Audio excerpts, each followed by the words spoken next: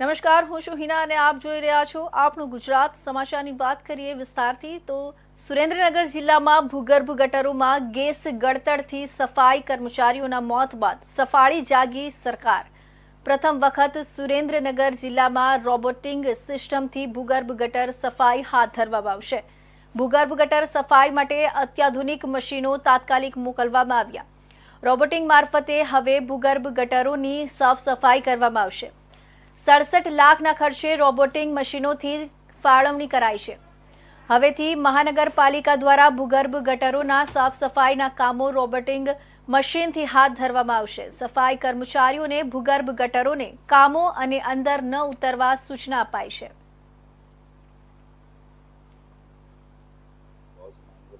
मैं जेन robotics innovation में regional manager हूँ।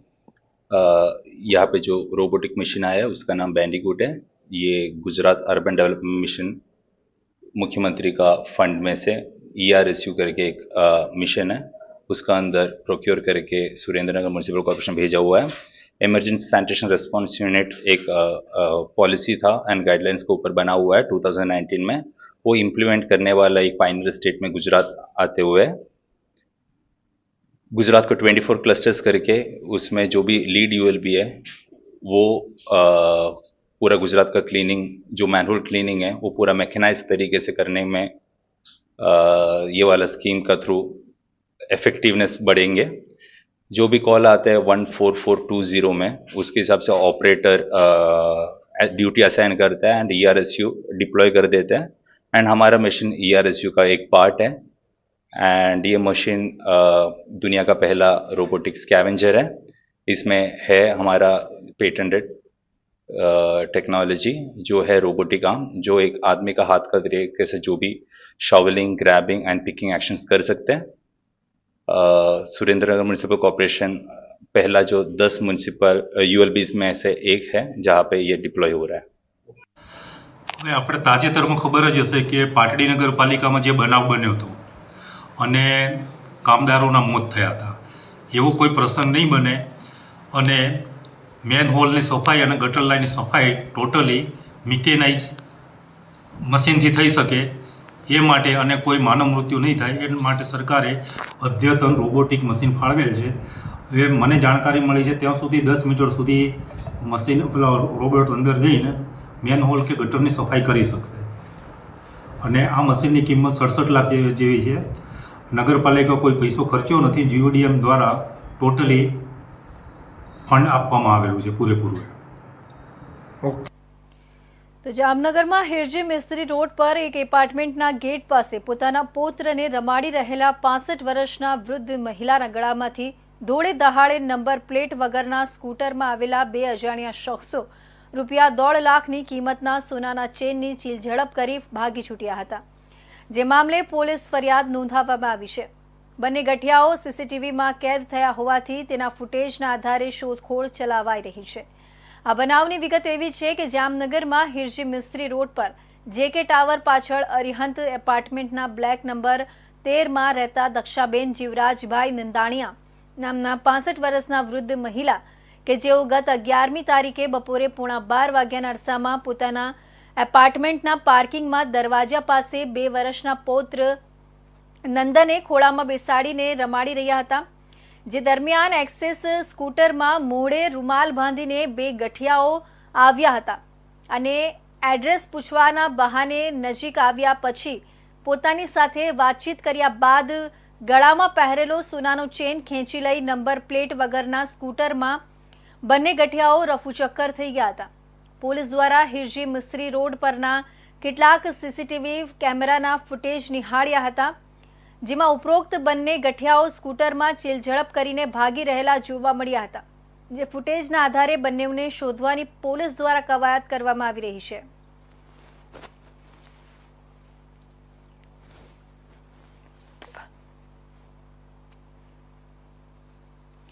રાજકોટ જિલ્લાના ઉપલેટામાં વણકરવાસમાં રહેતા અને ડુમિયાળી ITIના વાયરમેનનો અભ્યાસ કરતા વિદ્યાર્થીએ 5/2/2025ના રોજ ઘરે ગળે ફાંસો ખાઈ આપઘાત કરી લીધો હતો। ત્યારબાદ પરિવારને મોબાઈલ મળતા મોબાઈલ ચેક કરતા મોબાઈલમાં મૃતક ધાર્મિક ભાસ્કરે મરતા પહેલા વિડીયો બનાવ્યો તે સામે આવ્યો. વિડીયો એમાં ડુમિયાળી આઈટીઆઈમાં 2 શિક્ષક માનસિક ત્રાસ આપતા હોય અને વારંવાર ટોર્ચર કરતા હોય તેના કારણે આપઘાત કરું છું. બંને શિક્ષકને સજા મળવી જોઈએ તેમ મરતા પહેલાનો વિડીયો સામે આવતા પોલીસે મૃતકના પિતાની ફરિયાદના આધારે તપાસ શરૂ કરી. મૃતક ધાર્મિક અગાઉ પણ તેમના પરિવારને ડુમિયાળી આઈટીઆઈમાં શિક્ષક હેરાન કરતા હોવાની જાણ કરી હતી, પરંતુ પરિવાર સામાન્ય હોય, મજૂરી કામ કરતો હોય, તેમણે પુત્રને અભ્યાસમાં ધ્યાન આપવાનું કહી ધાર્મિકની વાત ટાળી દીધી હતી. ત્યારે ધાર્મિક ભાસ્કર ગત 25 તારીખના રોજ આપઘાત કરી લીધો. ત્યારે ગઈકાલે ઉપલેટા પોલીસે મૃતકના પિતાની ફરિયાદ લઈ અને મૃતકના મરતા પહેલાના વિડીયોને જોઈ પિતાની ફરિયાદ નોંધી તપાસ હાથ ધરી છે અને મૃતકને મરવા મજબૂર કરનાર કોણ શિક્ષક અને શિક્ષિકા છે તે માટે તપાસ શરૂ કરી છે.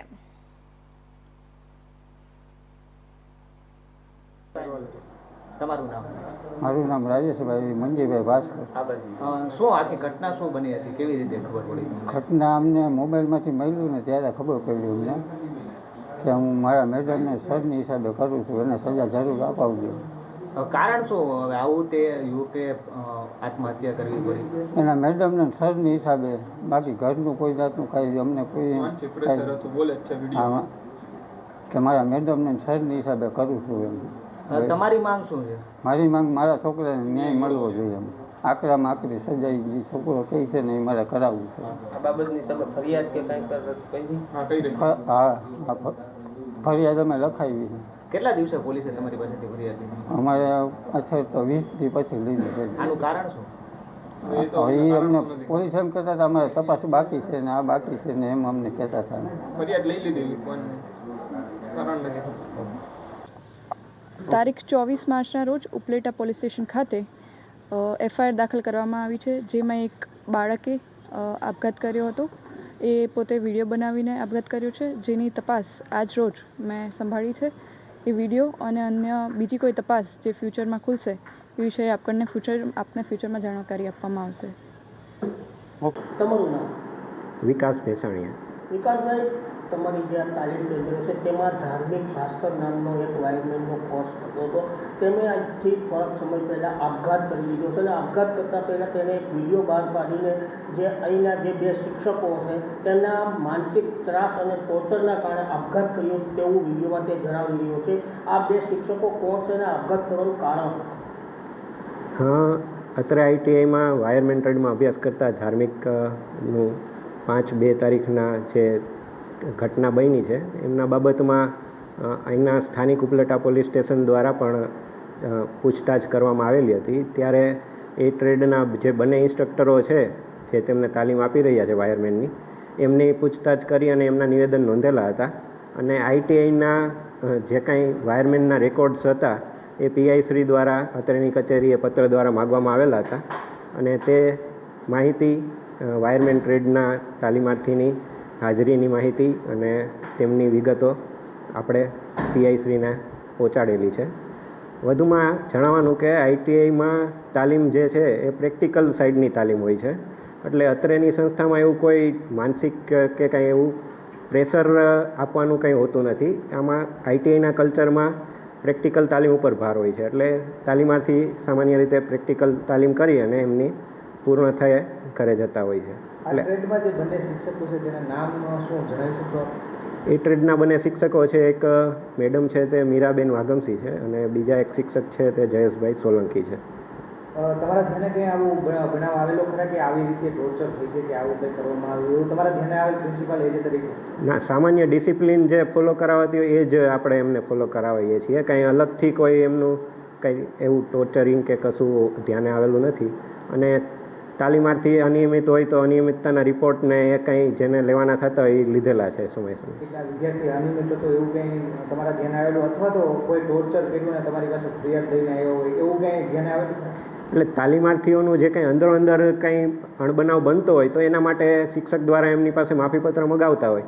એટલે ધાર્મિકે કોઈને કંઈ મિસબિહેવ કર્યું હોય તો એમની પાસે માફીપત્ર મગાવેલો એ જ, બીજું કંઈ છેલ્લા 2 મહિનાથી આ કંઈ એવું ધ્યાને ખાસ આવેલું નથી. એ તો તાલીમના ભાગરૂપે જ જે રૂટીન ચાલતું હોય એ જ છે, બીજું કંઈ એવું છે નહીં. મારું નામ ભાસ્કર કુલદીપ રાજેશભાઈ, મારો ભાઈ નાનો ભાઈ, જે 5/2/2025 રોજ ગળે ફાંસો ખાઈ ગયેલો હતો. એ વિડીયો અમે જોયો દોઢ મહિના પછી. ત્યારે વિડીયોમાં એવું જણાવવામાં આવેલ છે કે હું ભાસ્કર ધાર્મિક રાજેશભાઈ, ગામ ઉપલેટા ITIમાં અભ્યાસ કરું છું. મને મારા મેડમને સર માનસિક ટોર્ચર દઈ છે. હું આજે પણ કાંઈ કરું છું એના કારણોસર કરું છું, એને સજા મળવી જોઈએ એવો મારો ભાઈ બોલે છે. અને અગાઉ પણ હું ઘરે મારા મમ્મીને ભાઈ કહેતો હતો કે મેડમને સર માનસિક ટોર્ચર દઈ છે, પણ મારા મમ્મીએ અને પપ્પાએ એવું સમજાવ્યું કે ભાઈ આપણે અત્યારે ભણવામાં ધ્યાન દેવાનું છે કે બાબતે ધ્યાન નહીં દેવાનું હોય. એટલે આ જે ભાઈ છે ક્યાં ભણતો હતો અને શું કરતો હતો? ઉપલેટા ITIમાં અભ્યાસ કરતો હતો, વાયરમેનનો. કઈ જગ્યા ઉપર અભ્યાસ કરતો હતો? શેનો અભ્યાસ કરતો હતો? આ દુનિયાની પાસે ITI છે ને ત્યાં અભ્યાસ કરતો હતો, વાયરમેનનો કોર્સ કરતો હતો ITIમાં. કઈ સ્કૂલ? ઉપલેટા ITI. તમારી માંગ શું છે? આ જે વિડીયોમાં બોલે છે, જે સ્પષ્ટ બધું બોલે છે, એને સજા મળવી જોઈએ. બસ આકરામાં આકરી સજા થવી જોઈએ. આજ તો અમે અમારો ભાઈ ખોયો છે, કાલ કોઈ બીજા ન ખોવાય એમ. એ થવાનું તો થઈ ગયું છે. એટલે આ સર ને મેડમના નામ આપે છે તે સ્પષ્ટપણે ઉલ્લેખ કરવામાં આવ્યો છે આ વિડીયોમાં? હા, બોલે જ છે એમાં કે સર ને મેડમ જે સજા મળવી જોઈએ, મારા મેડમ ને સર ને મળવી જોઈએ. હું જે કાંઈ કરું છું એના કારણોસર જ કરું છું. ઓકે. તો આ તરફ બનાસકાંઠા જિલ્લામાં ભૂસ્તર વિભાગ દ્વારા એક મોટું ઓપરેશન હાથ ધરવામાં આવ્યું છે. કાંકરેજના બુકોલી જમણપાદર બનાસ નદીના વિસ્તારમાં ગેરકાયદેસર રીતે રેતીનું ખોદકામ ચાલી રહ્યું હતું. ભૂસ્તર વિભાગની ટીમે રેતીની ચોરી કરતા એક મશીન અને 12 ડમ્પરને જપ્ત કર્યા છે. બનાસકાંઠા જિલ્લાના કાંકરેજ તાલુકાના બુકોલી જમણાપાદર વિસ્તારમાં બનાસ નદીમાં અનધિકૃત રીતે રેતીનું ખનન ચાલતું હોવાની રજૂઆત હતી, જેના પગલે બનાસકાંઠા ભૂસ્તર વિભાગની ટીમે બુધવારે વહેલી સવારે ઓચિંતી રેડ કરતા બનાસ નદી વિસ્તારમાં બિનઅધિકૃત રીતે રેતીનું ખનન થતું હોવાથી એક હિટાચી મશીન તેમજ 12 ડમ્પરો જપ્ત કરવામાં આવ્યા હતા. જપ્ત કરાયેલા મુદ્દામાલની કિંમત અંદાજે 4.5 કરોડ રૂપિયાથી વધુ હોવાનું અનુમાન છે. ભૂસ્તર વિભાગની ટીમે ખોદકામ કર્યાની જગ્યાની માપણી પણ કરી છે અને આ જગ્યા ગેરકાયદેસર પ્રવૃત્તિમાં સંડોવાયેલા લોકો પાસેથી દંડ વસૂલવાની કાર્યવાહી પણ કરવામાં આવશે.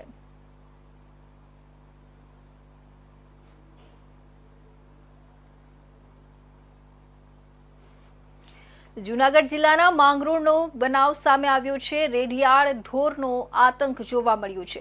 રેડિયાળ ઢોરે યુવાનને અડફેટે લીધો હતો. હોસ્પિટલમાં સારવાર માટે યુવાનને ખસેડવામાં આવ્યા હતા. બનાવના CCTV ફૂટેજ પણ વાયરલ થયા હતા. માંગરોળની તિરુપતિ શાળા નજીક આ બનાવ બન્યો હતો. યુવાન દુકાન પાસે ખરીદી કરીને બાઇક શરૂ કરવા જતો હતો ત્યારે આ બનાવ બન્યો હતો.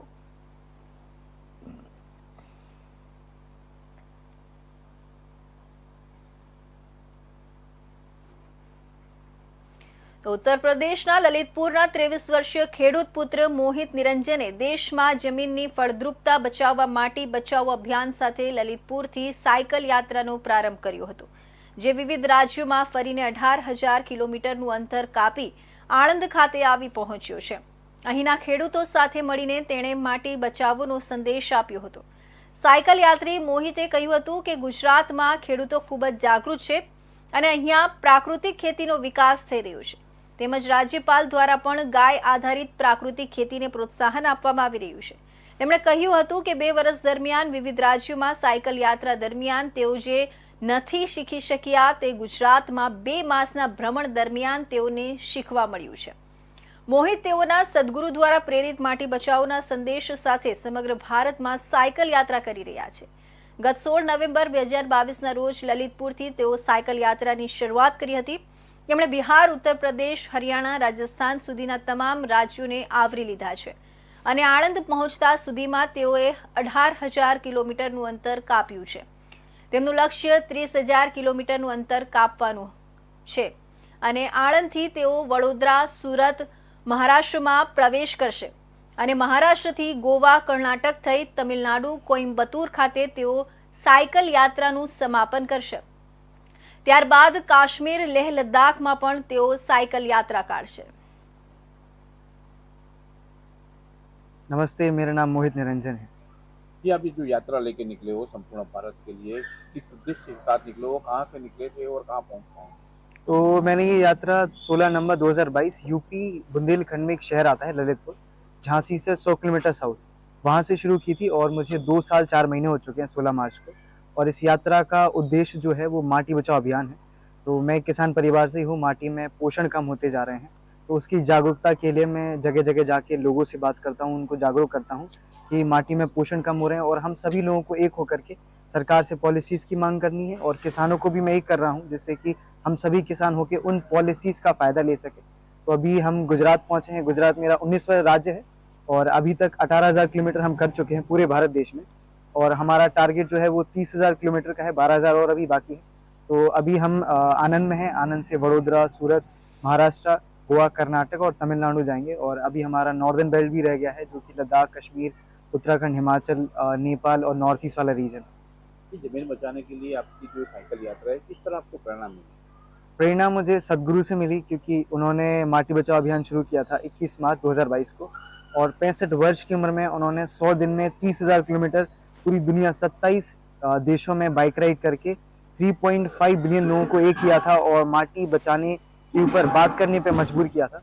और कई सारे बड़े लीडर्स को उन्होंने एक किया है। और गुजरात पहला राज्य है जिसने सेफ सोइल के साथ मिलकर MOU साइन किया है और गुजरात माटी के ऊपर काम कर रहा है। यहाँ पे आत्मा प्रोजेक्ट गुजरात सरकार चला रही है, तो हम आत्मा प्रोजेक्ट में जुड़ करके पूरे सौराष्ट्र में भी घूमे हैं और कई सारे किसानों से भी मुलाकात करी है जो कि आत्मा प्रोजेक्ट से जुड़े हैं।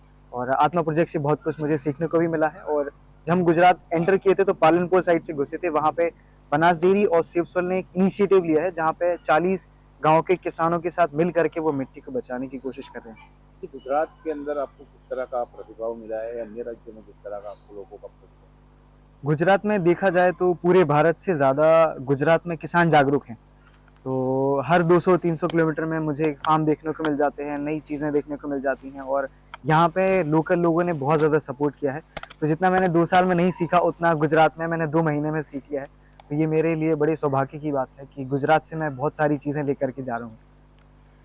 હંમેશા નવો ઇતિહાસ સર્જવા માટે જાણીતી બેઠક વિસાવદરમાં પેટા ચૂંટણીના પડઘમ વાગી રહ્યા છે, ત્યારે આમ આદમી પાર્ટી દ્વારા ગોપાલ ઇટાલિયાને ઉમેદવાર તરીકે જાહેર કરવામાં આવ્યા છે। ગોપાલ ઇટાલિયા ઉમેદવાર જાહેર થયા બાદ આજે પ્રથમવાર વિસાવદર પહોંચ્યા છે અને આજથી જ તેઓને જનસંપર્કનો પ્રારંભ કરી દીધો છે। તેણે દાવો કર્યો છે તે વિસાવદર હંમેશા ઇતિહાસ સર્જવામાં માહિર છે। વિશ્વની સૌથી મોટી પાર્ટી ગણાતી ભાજપને વિસાવદરના મતદારો સ્વીકારતા નથી। વિસાવદરના મતદારો એક સામાન્ય ખેડૂત પરિવારમાંથી આવતા કેશુભાઈને મુખ્યમંત્રી બનાવ્યા હતા, પરંતુ કેશુભાઈ સાથે અન્યાય કરનાર ભાજપ પાર્ટીને ક્યારેય વિસાવદરમાં ફાવવા દીધી નથી। આ વખતે પણ વિસાવદર નવો ઇતિહાસ રચશે તેવો આશાવાદ વ્યક્ત કર્યો હતો।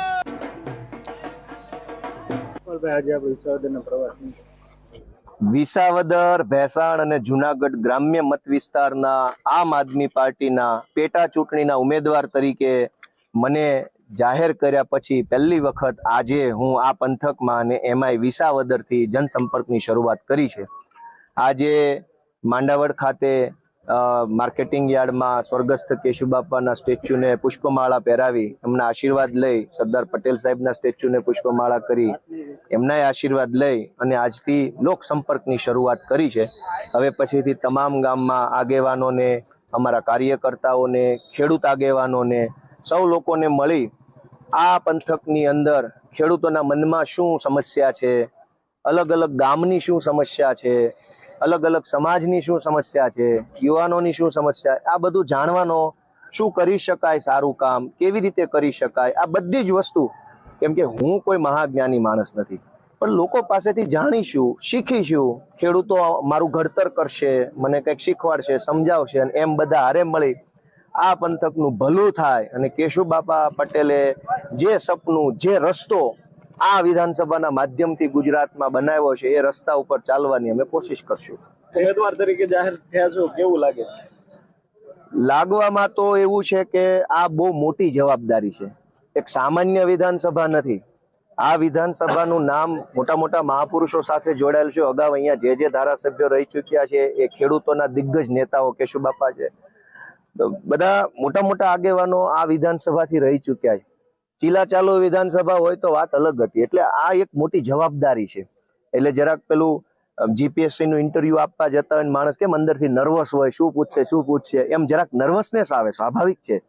કેમ કે ચૂંટણી છે, હું ચૂંટણી લડેલો માણસ છું, ચૂંટણી લડાવેલી છે, એ બધું જ મેં જોઈ લીધું છે. છતાંય કેશુ બાપાના પગલામાં પગ મૂકવાનો છે એટલે જરાક એ અંદરથી આપણને થોડુંક એમ આમ ગર્વ થાય અને જરાક ચિંતા થાય કે આપણાથી આ કામ થશે. આવડું મોટું પગલું કેશુ બાપાનું છે, એમાં મારી જેવા ઝીણા માણસનો પગ. તો બધાને હારે રાખીને, બધાનું માર્ગદર્શન લઈને, બધાના આશીર્વાદ લઈને મને એમ લાગે છે કે આ કાર્યને ભગવાન સફળ બનાવશે. લોકોમાં એવું ચર્ચા છે કે એકવાર આમ આદમી પાર્ટી પર ભરોસો કર્યો તો હવે લોકો નહીં કરે. હવે ગોપાલભાઈ ઇટાલિયા ઉપર ભરોસો કરે. તો મહીસાગર જિલ્લાના આરોગ્ય કર્મચારીઓની અચોક્કસ મુદ્દતની હડતાલમાં જોડતા ખોટી રીતે છૂટા કરાયાનો આક્ષેપ કરવામાં આવ્યો છે. જિલ્લાના multipurpose health worker, female health worker જેવા કુલ 992 કર્મચારીઓને મનસ્વી રીતે છૂટા કરાતા વિરોધ દર્શાવવામાં આવ્યો હતો. આરોગ્ય કર્મચારીઓની માત્ર 1 દિવસની નોટિસ આપી નિયમ વિરુદ્ધ છૂટા કરાયાનો આક્ષેપ સાથે વિરોધ કરવામાં આવ્યો છે. આરોપનામું આપ્યા મુજબ ખાતાકીય તપાસ કર્યા વગર સીધા છૂટા કરાતા આરોગ્ય કર્મચારીઓમાં રોષ જોવા મળી રહ્યું છે. વહીવટી તંત્ર દ્વારા 5 દિવસ પૂર્ણ પણ ન થયા અને કર્મચારીઓને છૂટા કરાતા વિરોધનો વંટોળ જોવા મળ્યો હતો. મહીસાગર જિલ્લામાં આરોગ્ય કર્મચારીઓને છૂટા કરતા આરોગ્ય સેવાઓ પર સીધી અસર થઈ હતી. જિલ્લાના અંદાજિત 300થી વધુ કર્મચારીઓ જિલ્લા પંચાયત ખાતે ઉપસ્થિત રહી વિરોધ કર્યો હતો. જો તાત્કાલિક ધોરણે પુનઃ વિચારણા કરવામાં નહીં આવે તો કોર્ટમાં જવાની ચીમકી ઉચ્ચારી હતી.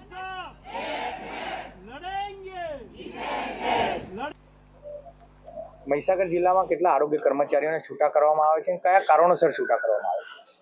ગુજરાત રાજ્ય આરોગ્ય કર્મચારી મંડળના આદેશ અનુસાર મહીસાગર જિલ્લાના આરોગ્ય કર્મચારીઓ પણ ગાંધીનગર ખાતે અચોક્કસ મુદતની હડતાલમાં હતા. ત્યાંથી કર્મચારીઓ સામે એક્શન લેવાની સૂચના આપવામાં આવી.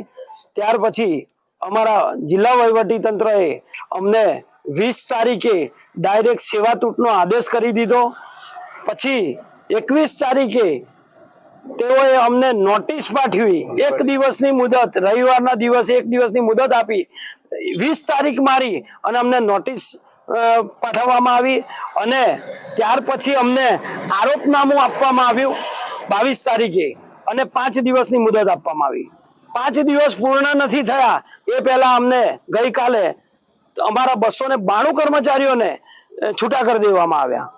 ખરેખર આ જે અમને જાહેરનામું આપ્યું છે ત્યાર પછી કોઈ પણ કર્મચારીને 45 દિવસ સુધી એને મુદત આપવાની હોય, પણ અમારા જિલ્લા વહીવટી તંત્ર ખોટા નિર્ણયો લઈ કર્મચારીઓને ખોટી રીતે હેરાન પરેશાન કરવાની વૃત્તિ રાખી આજે છૂટા કરી દેવામાં આવ્યા છે. જો આજે મહીસાગર જિલ્લાના 292 પૈકી કોઈ પણ કર્મચારી ટ્રેસમાં કે અન્ય રીતે જો એને કોઈ પણ પ્રોબ્લેમ થશે તો એના માટે જિલ્લામાં બેઠેલા ઉચ્ચ અધિકારીઓ કે જેમને નિર્ણય લીધો છે એ તમામ સામે અમે કાયદેસર કાર્યવાહી કરીશું.